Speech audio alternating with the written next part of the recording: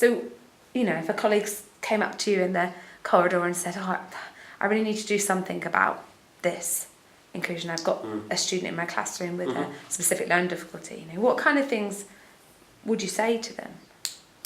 I think the place to start is, especially if you're talking about assessments in particular, what is it that assessment is supposed to assess? Quite often we try and come up with assessments that hit far too many different things at once and consequently do none of them particularly well. For instance, I run a lab class, and because my particular branch of science is very mathematical, the thing I'm really interested in is whether or not the student can take raw data and do the appropriate mathematical ins and outs to get the right answer. Now, the way of assessing that used to be a full laboratory report.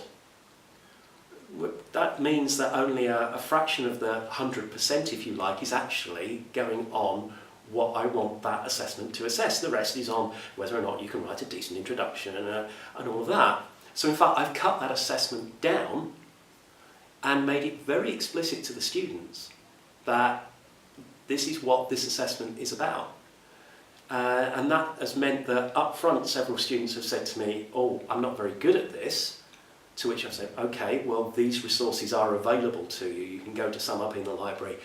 Make sure you understand what the laboratory is about before you come in so that that's preloaded in." Things like that. So actually, in some ways, narrowing an assessment can make it much more accessible. And as long as you can demonstrate the learning outcomes from the assessment, it doesn't necessarily matter how that is achieved, unless the process or the mechanism is part of the learning outcomes. If one of the learning outcomes is to present orally, then you have to present orally, but you might be able to do it via a podcast rather than standing up in front of 50 of a peer group.